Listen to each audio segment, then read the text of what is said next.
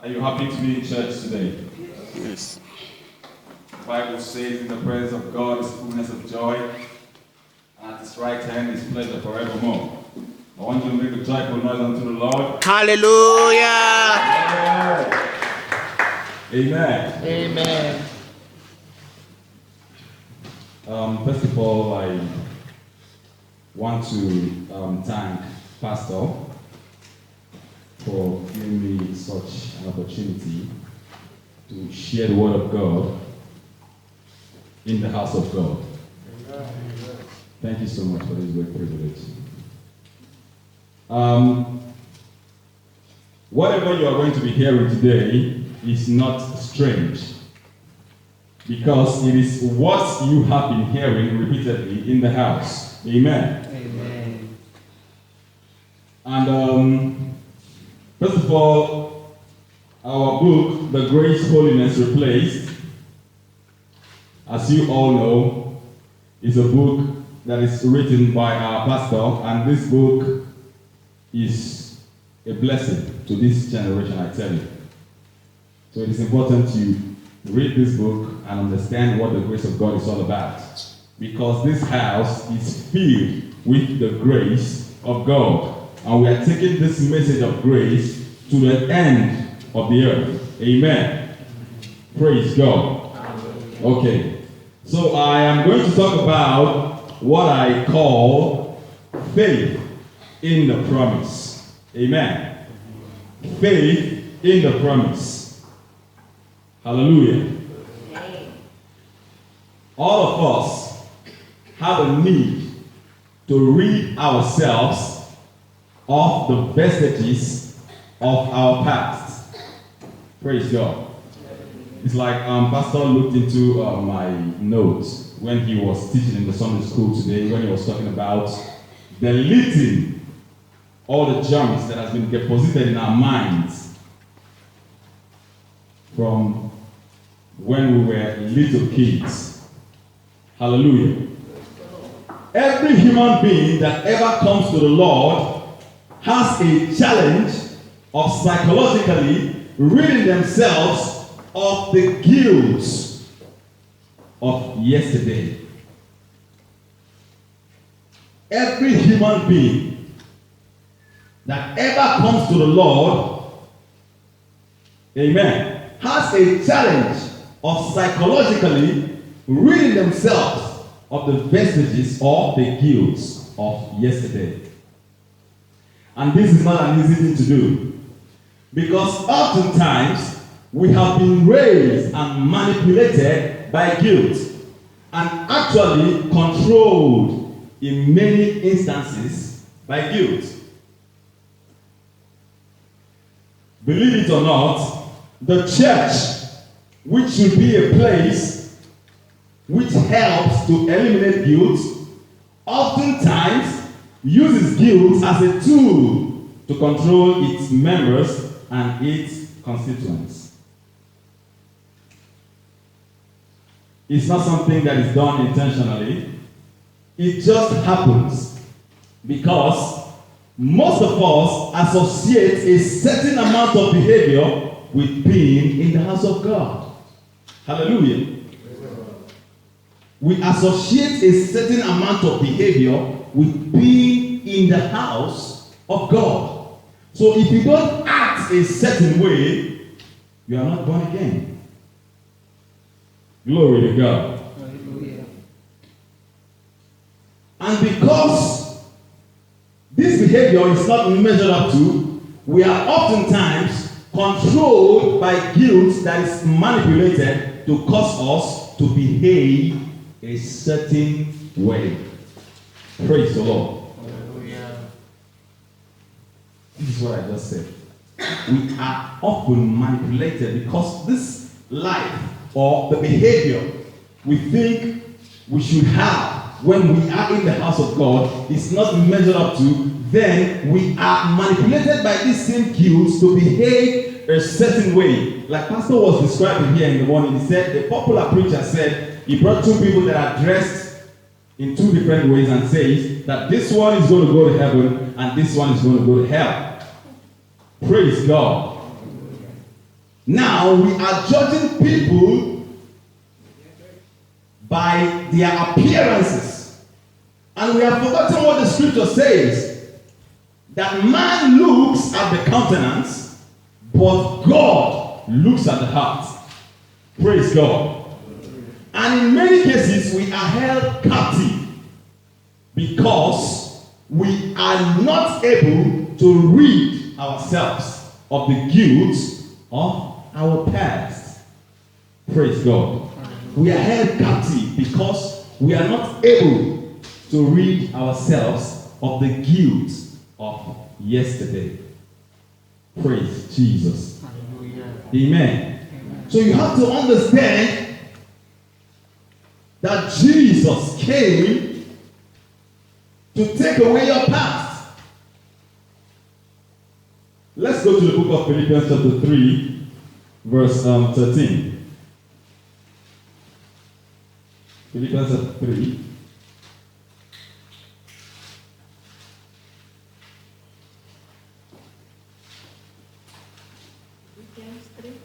Philippians chapter 3, verse 13. Brethren, I count not myself to have apprehended, but this one thing I do, forgetting those things which are behind, and reaching forth unto those things which are before. Praise God. Hallelujah. This is the great apostle talking. The great apostle Paul said, brethren, I count not myself to have apprehended. But this one thing I do, forgetting those things which are behind and reaching forth unto those things which are before. You know, we all know the history of the great apostle Paul. He was a man that persecuted the church. But when he came into Christ, a line of demarcation was set between his past and his future. And now he's saying here that I forget that thing which is behind. Amen. Which means he has to get rid of his past. He has to do away with his past and now enter into his future in Christ. Because if he keeps lamenting on the past, then he cannot step into the future. Amen. Amen. Okay, and there are two things that goes along with this condemnation and guilt that we bring upon ourselves. There are two things that go with it. One, when I'm extraordinarily guilty, I become apprehensive and not anticipatory. Amen. And that means I am looking at my future from the vestiges of my past. When you are extraordinarily guilty about your past, you become apprehensive and not anticipatory. It makes you feel that you are not worthy to receive any good thing from the Lord. Praise God. Okay, number two. So when I think of all the evil things I have done, I look at the future with fear and apprehension. Glory to God. Hallelujah. So what do I do as a man that is in Christ? I delete those junks of the past. I take them away from my mind and step into my future that is Christ Jesus. Amen. Amen. And in the world today, people usually get angry with God because things are not going right in their life. Amen. They get angry with God because, okay, they say, if there is God, how could things be so bad in the world? How could things be so bad in my life? Why am I going through what I'm going through? Do you understand? They become angry with God.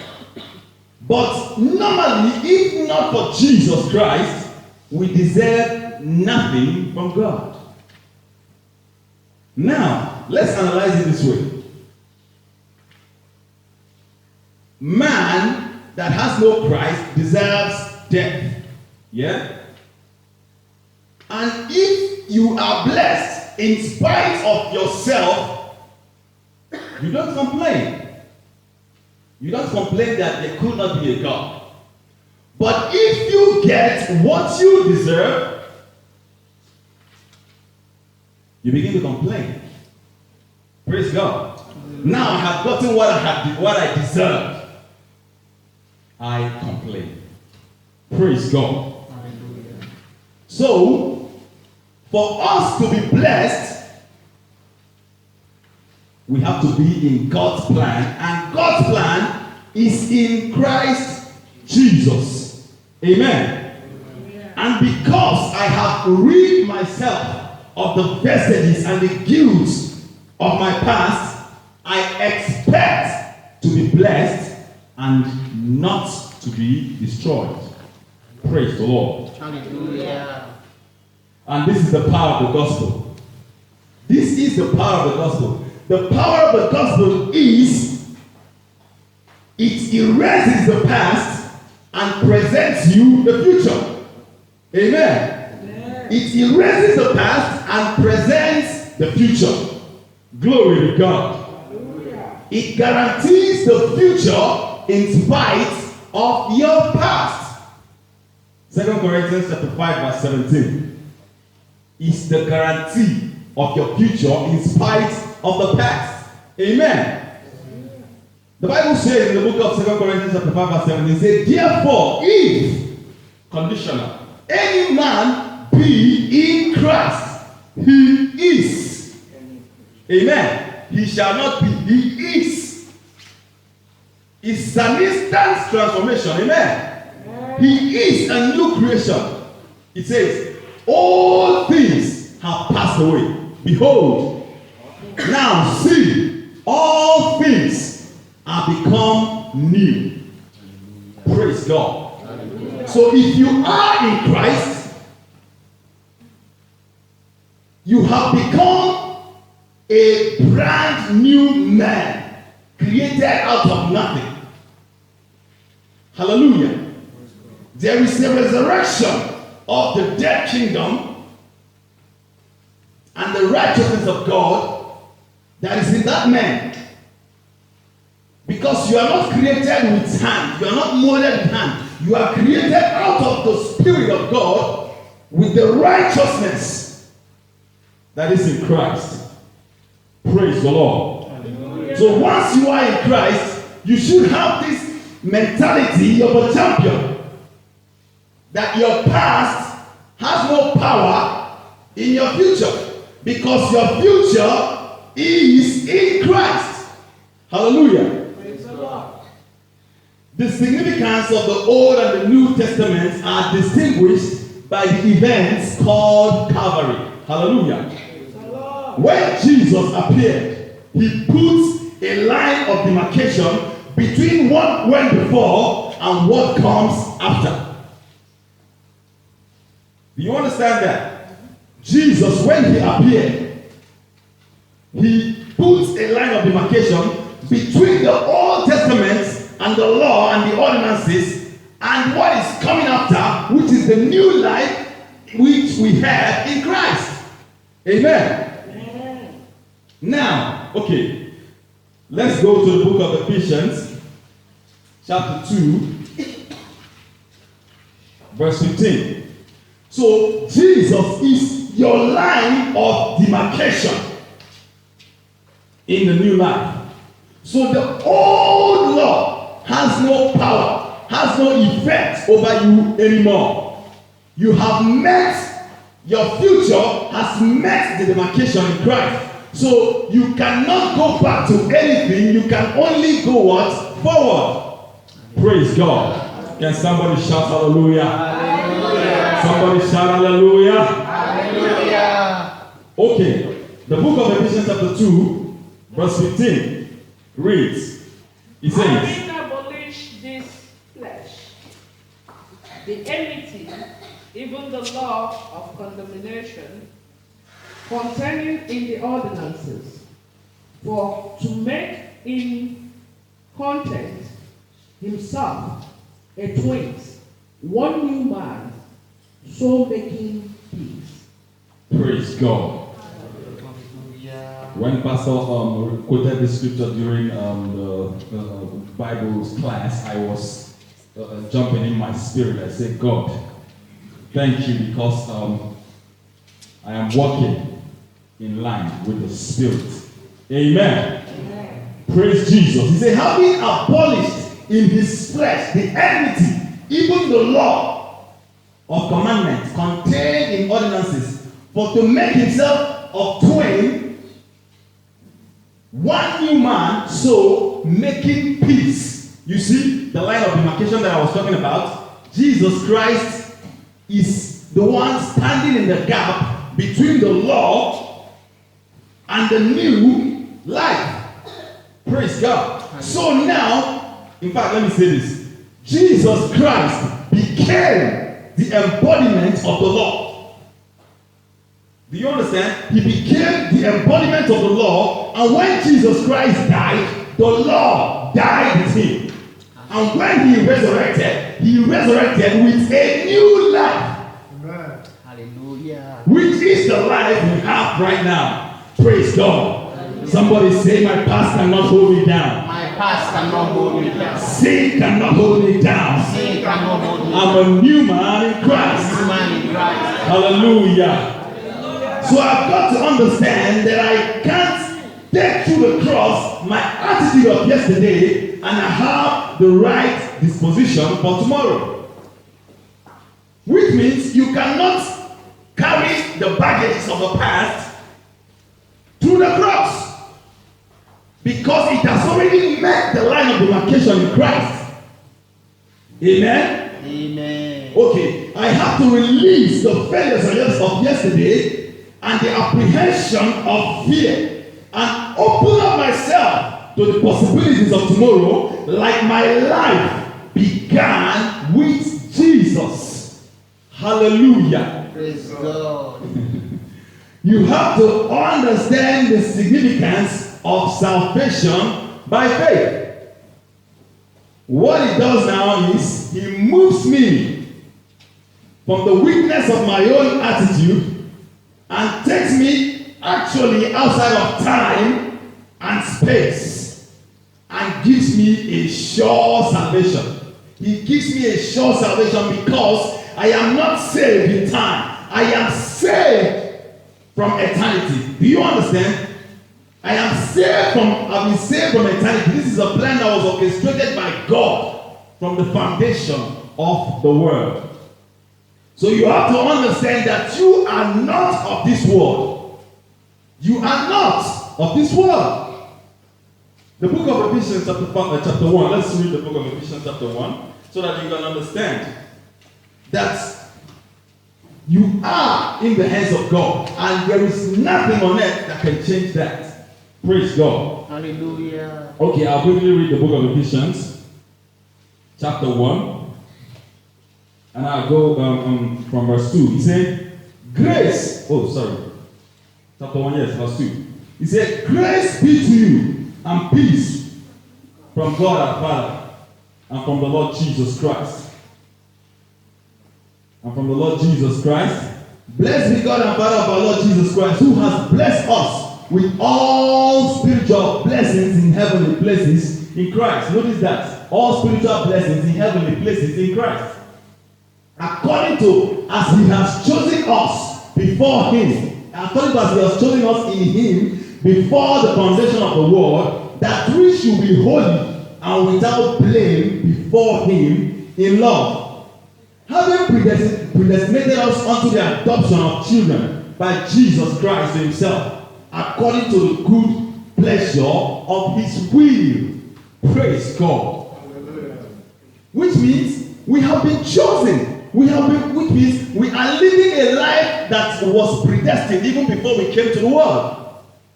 Amen. Amen. God has already laid the foundation. So right now we are only stepping and walking in our destiny as children of God. and there is nothing that can change that truth.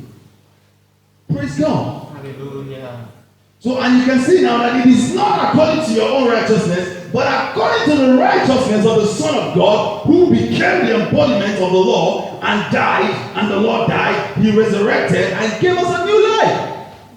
Praise the Lord. Hallelujah. Shout hallelujah, somebody. Hallelujah. Touch somebody and say, I'm a new creation. I am a new creation. I'm a new creation. I am a new creation. Praise God. Hallelujah. Okay. Like I said, we are not of the world, even though we are in this world. Amen. And it is impossible to be in the world and be not of the world without the power of expectation. Hallelujah. Praise God.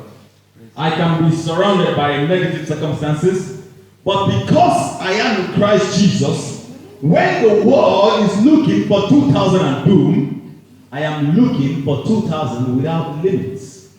Praise God. Which means the system of the world cannot hold you down. The crisis that is going on in the world has no power over you.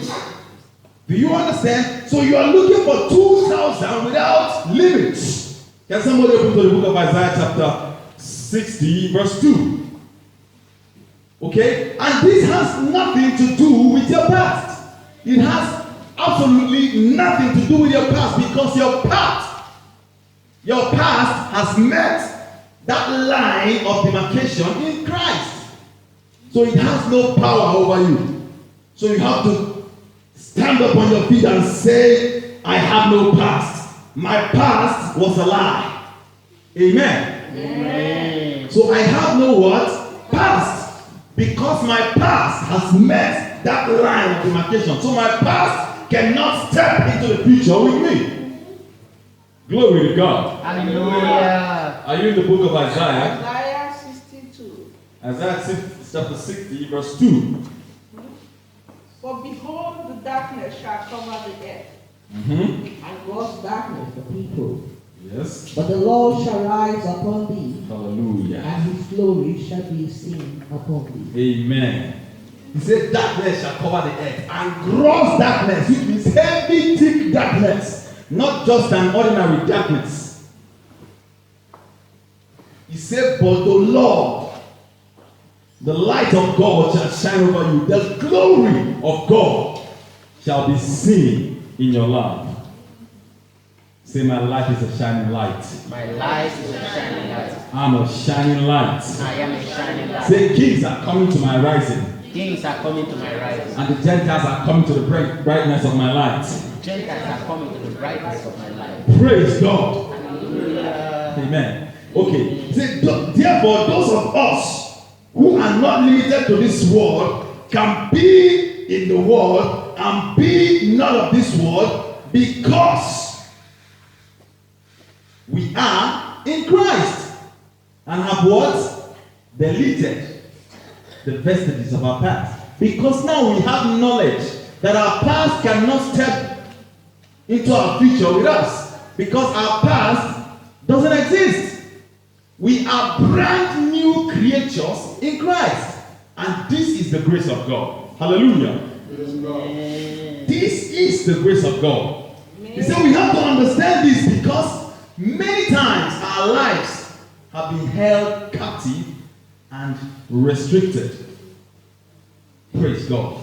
We have to understand this, because many times we have been restricted from receiving from God. We have been weighed down. We have been perplexed. We have been blown here and there by different winds of different doctrines, and so many things we have accumulated in our minds, and these things are fighting us, and we cannot move forward. We cannot open ourselves up to the Word of God to receive and understand what the reality of the Word of God is saying in our lives. And you see Christians suffer. You see Christians in total crisis, and you wonder, are these the children of God? When the Bible says in the book of Romans chapter 8 verse 19. Can we read it? Can we read this? This is a text of promise. I'm talking about faith in the promise. Text of promise. Amen. Amen. Let's read the book of Romans. Romans chapter 8 And I'll read verse 19.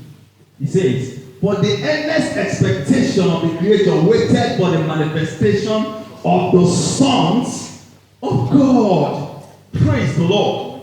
See, for the earnest expectation, how can your life be held captive when you are expected to manifest and show forth the glory of God in the world? Amen.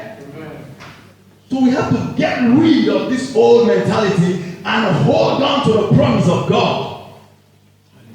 Amen. And stop singing as well. These are the days of Elijah. These are not the days of Elijah, and these are not the days of Moses. Because the Bible says in the book of Romans chapter 5 verse 12, for until the law, sin was in the world, yeah? But sin was not imputed when there is no law. But death reigned from Adam to Moses. Which means Moses was a dead man. All the prophets were dead. This is what the Bible says. So why are we now singing that these are the days of Elijah? These are not the days of Elijah. These are the days of the manifestation of the sons of God. Hallelujah. Glory! I want to hear you shout for the Lord. Put your hands together for the Lord and just give him some praise. Amen. These are the times the sons of God will rise up in power and show the world the stuff we are made of. Glory to God. Hallelujah. So right now, in the midst of my personal struggle and trying to be what God wants me to be, I'm failing sometimes. I still have within me an expectation that God that I serve is still going to give me the victory in spite of my present situation. Hallelujah. Praise God. Hallelujah. So it doesn't matter what I see. Glory to God. Hallelujah. It doesn't matter. Because I know that this God has promised me victory. He has promised me eternal life. So nothing can stop it. Praise God. Hallelujah. Tell somebody I love the Lord. I love the I love the Lord. I love the Lord. Amen. Amen. And let me tell you something. The reason the devil likes to bring up your past is for one reason. It's simply because he has no power over your future. So what he does is he keeps bringing your past to you, bringing it to your mind, and trying to, because once you start looking at your past, you start going down, you go down. Which means you are not worthy for the blessing of the Lord. You are telling the Lord, you cannot save me. The work you did on the cross is not enough to save me. Do you understand? So he brings up your past to distract you from entering into your future. Hallelujah. Praise God. So understand it that this man devil has been defeated. He has no power. Witches have no power over you. Nothing in this world, the system of the world, has no power over you. Amen. Amen. And now let me talk about promise. He said, promise announces the coming of a not yet existing reality from the future of truth. Which means my past was a lie. My past never existed. Amen. Amen. When I met Jesus, my future becomes my reality.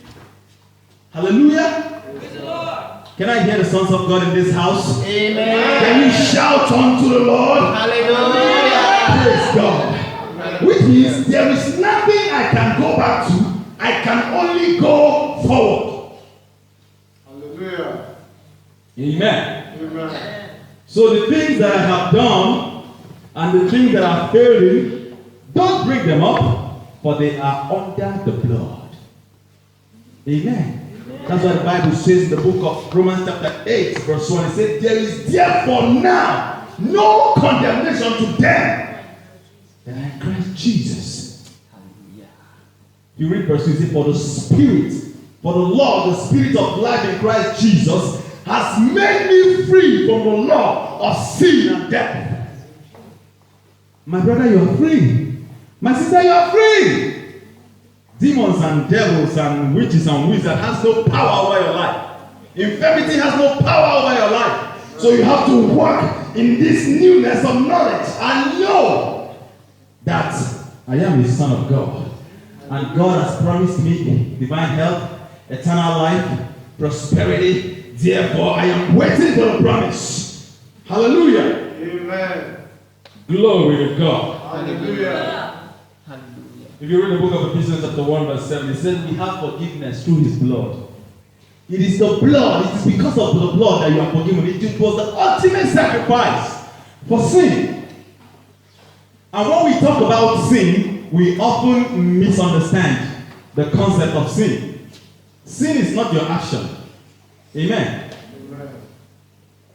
Sin is a nature. Just because you are a descendant of Adam, you are a sinner. You don't have to do anything wrong.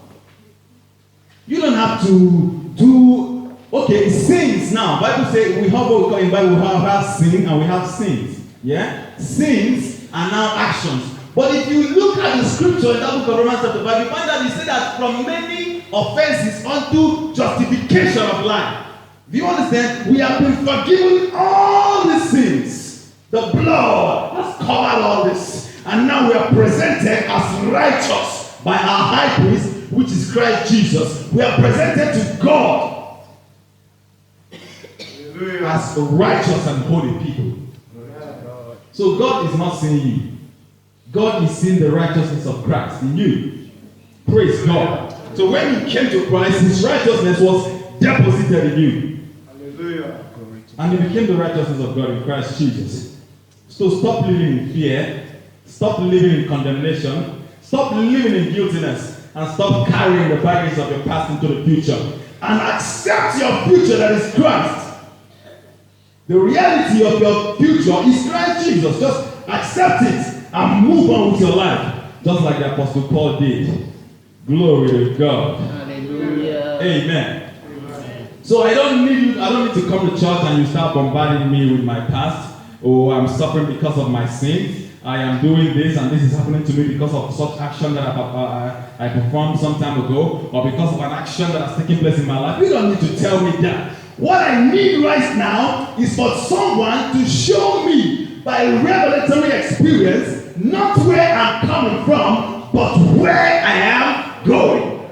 Praise God. Can somebody give the Lord a shout? Hallelujah. Can you give the Lord a big shout? Glory. Glory to God. So I don't need to know where I'm coming from. You show me by revelatory experience, according to the word of God, where I'm going. And where am I going, of course? Glory to God. Hallelujah. I'm reigning in the peace and joy of the Holy Ghost. I'm swimming in the ocean of prosperity by the power of the Holy Ghost. I'm living in divine health. These are the promises of God. These are the promises of God. Praise God. Okay, now we're going to talk about the future and the promise. He said, the future is that reality which fulfills and satisfies the promise. Because the future of the promise completely corresponds with it. Hallelujah. The God that we serve is not a God that sticks to the past. What he does is he erases the past and presents us with a future. Hallelujah. Now listen. Promise is essential for faith. Without promise, there will be no faith. When God called Abraham, he didn't just say, Abraham, come, go to that place, go to that land and stay. No. He gave him a promise. And it was that promise that made faith possible. If there is faith, then there has to be a promise. Because promise tells me of an existing reality that has not yet come to pass, but it is real. Hebrews chapter 11, verse 1. Hebrews chapter 11. Praise the Lord. Hallelujah. Amen. Amen. Let's read the book of Hebrews, chapter 11.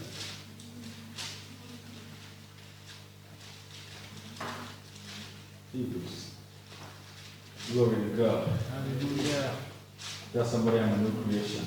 I'm a new creation. I have the life of God in me. I have the life of God in me. Sickness cannot hold me down. Sickness cannot hold me. Poverty cannot hold me down. Poverty cannot hold But now listen.